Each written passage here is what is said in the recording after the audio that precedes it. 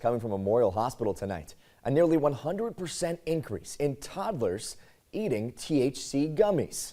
Doctors there are seeing more and more children taking their parents' gummies, and the reactions are severe. Our Madeline Bierster joining us now live in the studio after speaking with pediatric doctors at Memorial. Madeline, what are those doctors telling you? Tyler, a 93% increase is what doctors at Memorial have seen over the past 5 years at the hospital in Savannah. These gummies are marketed to look like popular candies, but have large quantities of THC in them, making them appealing but dangerous to young kids. It's terrifying mostly because it's preventable.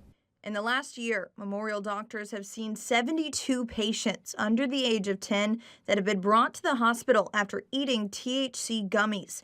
THC is the psychoactive compound in cannabis plants. Dr. Hebert says the youngest patient she's seen is just 8 months old, but most are between the ages of 2 and 3 years old. Between 2017 and 2021, in that time period, there's a 1,300% increase in the number of children who presented to hospitals with marijuana intoxication.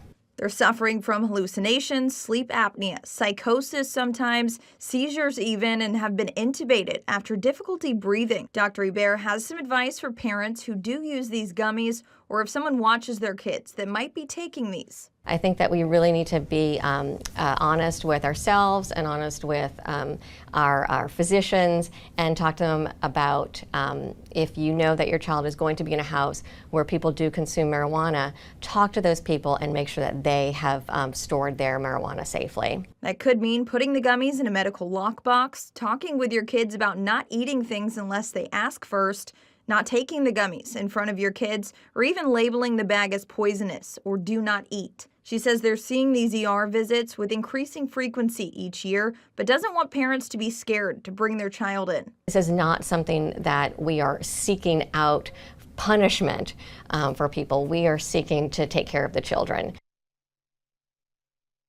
Dr. Hebert says always reach out to the hospital and poison control if your child is experiencing symptoms, and to take a photo of that packaging to bring with you to the hospital. Reporting live in studio, Madeline Bierster, WTOC News.